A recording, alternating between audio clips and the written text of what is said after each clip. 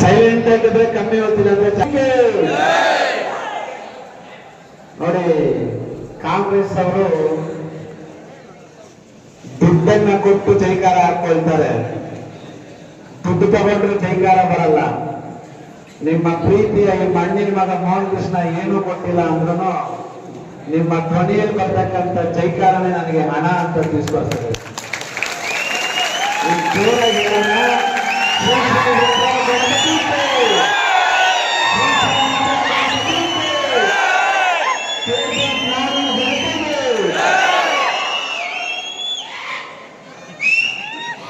ನಿಮ್ಮ ಮಣ್ಣಿನ ಮಗ, ರೈತರ ಮಗ, ಬಡಪಾಯಾಗಿರ್ತಕ್ಕಂಥವರು 8 ವರ್ಷಗಳ ಕಾಲ ದಯಮಾಡಿ ಹಿಂದೆ ಇರುವಂತವರು ಕಾಲ ನಿರಂತರವಾಗಿ ಗಣಪತಿಯ ಸೇವೆಯನ್ನ ಮಾಡ್ತಾ ಇದ್ದೀರಾ ಇಲ್ವಾ?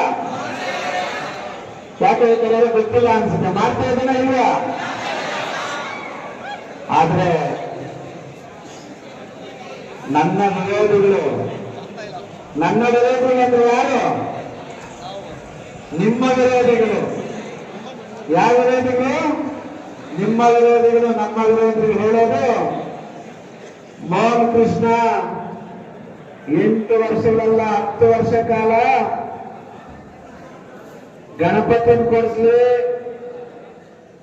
5 ರೂಪಾಯಿ ಪುಸ್ತಕ ಕೊಡ್ಲಿ ವಿದ್ಯಾರ್ಥಿಗಳಿಗೆ, ಆ ಕೆಜಿಎಫ್ ಟೌನಲ್ಲಿ ಎಲ್ಲಾ ದೇವರಿಗೂ ದುಡ್ಡು ಕೊಡ್ಲಿ, ತಾಯಂದ್ರಿಗೆ ಸೀರೆ ಕೊಡ್ಲಿ, ಇಲ್ಲಿ ನನ್ನ ಗ್ರಾಮೀಣ ಭಾಗದಲ್ಲಿ ದೇವರ ಸೇವೆ ಮಾಡಲಿ, 10 ವರ್ಷ ಮಾಡಲಿ, 5 ವರ್ಷ ಮಾಡಲಿ. ನಾವು ಅಂದ್ರೆ ನಮ್ಮ ವಿರೋಧಿಗಳು ಹೇಳುವಂಥದ್ದು ಒಂದು, ಚುನಾವಣೆ ಬಂದಾಗ ಏನ್ ಕೊಡ್ತಾರೆ ಅವರು? ಏನ್ ಕೊಡ್ತಾರೆ ಚುನಾವಣೆ ಬಂದಾಗ? ನಿಮ್ಮ ಮೋಹನ್ ಕೃಷ್ಣ ವರ್ಷ ಕೊಡ್ತಾನೆ, ತಿಂಗಳು ಕೊಡ್ತಾನೆ. ಪಾಪ ಅವ್ರು ಕೊಡೋದು ಚುನಾವಣೆ ಒಂದೇ ಒಂದು ದಿನಕ್ಕೆ.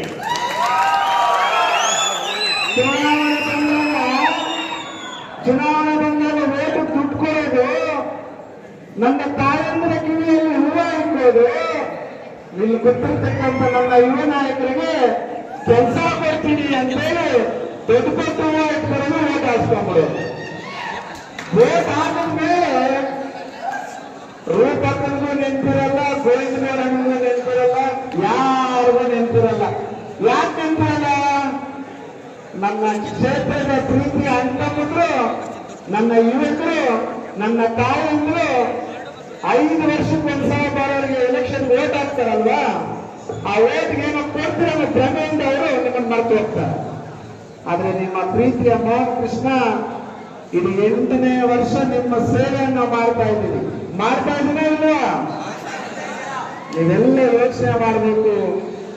ಈ ಕೆಜಿಎಫ್ ನ ಮುಂದಿನ ಭವಿಷ್ಯ ಯಾರಪ್ಪ ಅಂತಂದ್ರೆ, ಇಲ್ಲಿ ಕೂತಿರ್ತಕ್ಕಂಥ ನನ್ನ ಯುವ ನಾಯಕರು, ಇಲ್ಲಿರ್ತಕ್ಕಂಥ ನಮ್ಮ ಮುಖಂಡರೇ ಮುಂದಿನ ದಿನಗಳಲ್ಲಿ ನಮ್ಮ ಕೆಜಿಎಫ್ ನ ಭವಿಷ್ಯವನ್ನ ಬರೆದಿರು ಅಂತ ಸ್ಪಷ್ಟವಾಗಿ ಹೇಳ್ತಾ ಇದ್ದೀನಿ.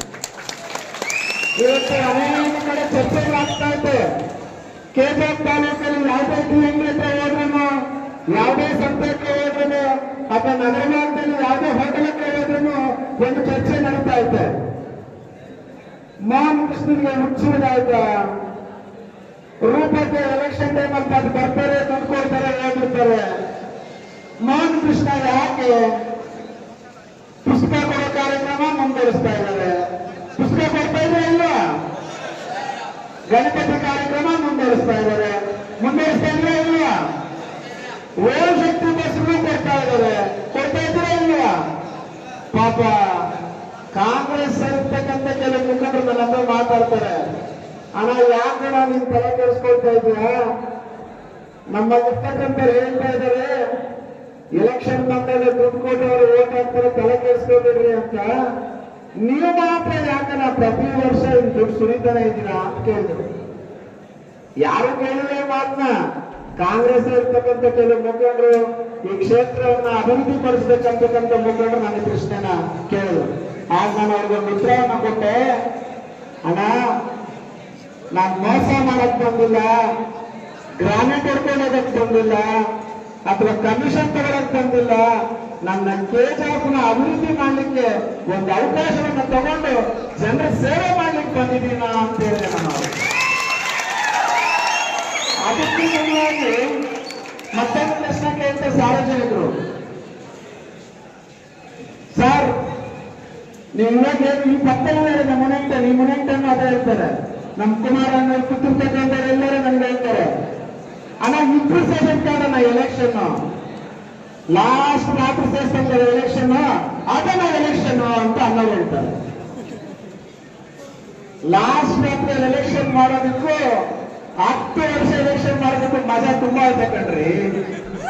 ಒಂದು ರಾತ್ರಿ ಮಜಾ ತಗೊಳ್ಳೋಲ್ಲ ಮೋಹನ್ ಕೃಷ್ಣ, ಪ್ರತಿ ರಾತ್ರಿ ಮಜಾ ತಗೊಳ್ಳೋಣ ಮೋಹನ್ ಕೃಷ್ಣ. ಕಷ್ಟ ಪಡ್ತಾ ಇರ್ತೀನಿ, ಕಷ್ಟ ಸುಖವಾಗಿ ಹೋಗ್ತಾ ಇರ್ತೀನಿ. ಎಲೆಕ್ಷನ್ ದಿವಸ ಬಂದು ನನ್ನ ಯುವ ಮುಖಂಡರಿಗೆ ಕೂತಿರ್ತಕ್ಕಂಥವ್ರಿಗೆಲ್ಲ ಸೇರಿ ಟಿಕ್ ತಪ್ಪಿಸ್ಬೇಕಂದ್ರೆ ನಾನು ಮನೇಲಿ ಆರಾಮಾಗಿ ಕುತ್ಕೋಬೇಕಾಗಿತ್ತು ಅಲ್ವಾ. ಒಂದು ದಿನ ಅಥವಾ ಒಂದು ಎಲೆಕ್ಷನ್ಗೆ ಓಂ ಶಕ್ತಿ ಬಸ್ ಹಾಕೋನಲ್ಲ, ಒಂದು ದಿನ ಒಂದು ಎಲೆಕ್ಷನ್ಗೋಸ್ಕರ ಗಣೇಶ ಕೊಡೋನಲ್ಲ, ಅಥವಾ ಒಂದಿನ ಒಂದು ರಾತ್ರಿ ಎಲೆಕ್ಷನ್ಗೋಸ್ಕರ ದುಡ್ಡು ಕೊಡೋನಲ್ಲ. 10 ವರ್ಷಗಳ ಕಾಲ ಕೊಡ್ತೀನಿ, ನನ್ನ ಉಸಿರುವರೆಗೂ ಕೊಡ್ತಾ ಇರ್ತೀನಿ.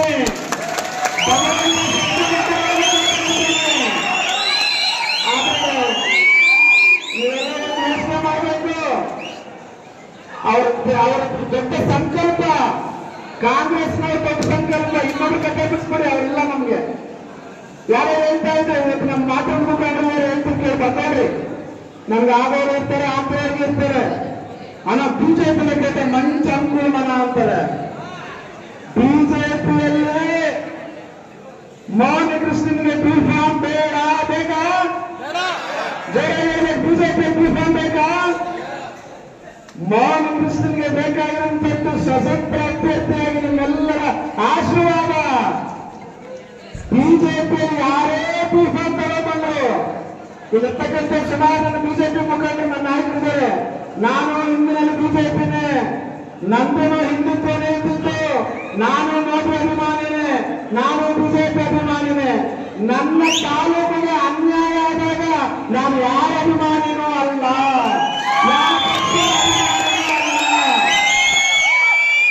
ಲಾಸ್ಟ್ ಎಲೆಕ್ಷನ್ ಅಲ್ಲಿ ನಮಗೆ ಮೋಸ ಮಾಡೇ ಇಲ್ಲ. ಮೋಹನ್ ಕೃಷ್ಣನಿಗೆ ಅನ್ಯಾಯ ಆಯ್ತಾ ಇಲ್ಲ? ಯಾವ ಪಕ್ಷ ಅನ್ಯಾಯ ಮಾಡಿತ್ತು? ಯಾವ ಪಕ್ಷ? ಅಂತ ಬಿಜೆಪಿ ಪಕ್ಷಕ್ಕೆ ನಾನ್ ಬೇಕಾಗಿಲ್ಲ, ನಮಗೂ ಅವರು ಬೇಕಾಗಿಲ್ಲ. ಗೆದ್ದ ನಂತರ, ನೀವು ಗೆಲ್ಸಿದ ನಂತರ ನೀವು ಏನ್ ಹೇಳ್ತೀರಿ ಅದನ್ನು ಮಾಡೋ ಮೋಹನ್ ಕೃಷ್ಣ. ಇದನ್ನ ಕಳೆದಿಟ್ಕೊಳ್ಳಿ. ಮುಂದಿನ ದಿನಗಳಲ್ಲಿ ಕೆಲವರೆಲ್ಲ ಹೇಳ್ತಾ ಇರ್ತಾರೆ ಬಿಜೆಪಿ ಟಿಕೆಟ್ ಬಂದ್ರೆ ಮೋಹನ್ ಕೃಷ್ಣ ಚೆನ್ನಾಗಿರುತ್ತೆ ಅಂತ. ನೀವಿರ್ತಕ್ಕಂಥ ಎಲ್ಲ ಸ್ನೇಹಿತರು ಇದನ್ನ ಬರ್ಬಿಟ್ಕೊಳ್ಳಿ. ನಿಮ್ಮ ಮನಸ್ಸು ತೇಜಸ್ಸಲ್ಲಿರ್ತಕ್ಕಂಥ ಯುವಕನಾಗಿ, ನಾಯಕನಾಗಿ ಡಾಕ್ಟರ್ ಬಾಬಾ ಸಾಹೇಬ್ ಅಂಬೇಡ್ಕರ್ ಕೊಟ್ಟಿರ್ತಕ್ಕಂತಹ ಸಂವಿಧಾನದ ಹಕ್ಕನ್ನ, ಓಟಿನ ಹಕ್ಕನ್ನ ಯಾವುದೇ ಮಾಡಿಕೊಳ್ಳುವುದಿಲ್ಲ. ನಮ್ಮ ಕೆಜಿಎಫ್ ತಾಲೂಕಿನ ಅಭಿವೃದ್ಧಿಗಾಗಿ ನಾವು ಕೆಜಿಎಫ್ ತಾಲೂಕಿಗೆ ಒಳ್ಳೆಯದು ಮಾಡುವವರನ್ನ ಬೆಂಬಲಿಸುತ್ತೇವೆ. ನಮ್ಮ ಓಟು ನಮ್ಮ ಹಕ್ಕು, ನಮ್ಮ ಓಟು ನಮ್ಮ ಹಕ್ಕು, ನಮ್ಮ ಮತವು ಮಾರಾಟಕ್ಕೆ ಇಲ್ಲ. ಅಭಿವೃದ್ಧಿ ಮಾಡಿ ಓಟನ್ನು ಕೇಳು. ಡಾಕ್ಟರ್ ಬಾಬಾ ಸಾಹೇಬ್ ಅಂಬೇಡ್ಕರ್ಗೆ ಪ್ರತಿಯೊಬ್ಬರು ಪ್ರತಿಜ್ಞೆಯನ್ನ ನೆನ್ಕೊಂಡ್ರೆ ರೂಪಕ್ಕನ ಇನ್ನೊಂದು ಅಕ್ಕನ ಇನ್ನೊಂದು ತಂದು ಶಾಸ್ತ್ರಜ್ಞತೆ ನಮ್ಮ ಲೋಕ ಸೇರಿಲ್ಲ ಅಂತ ಹೇಳಿ ಕಲಿಸುತ್ತೆ. ನಿಮ್ಮೆಲ್ಲರ ಪ್ರೀತಿ ವಿಶ್ವಾಸ ಹೀಗೆ ಇರಲಿ. ನಿಮ್ಮ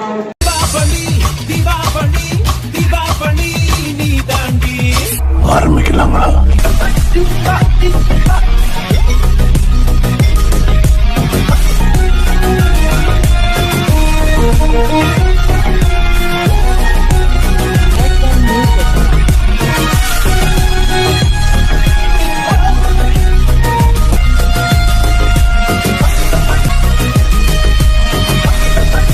தரம் என்றும் நிரந்தரம், தரம் என்றும் நிரந்தரம், தரம் என்றும் நிரந்தரம். வாங்க.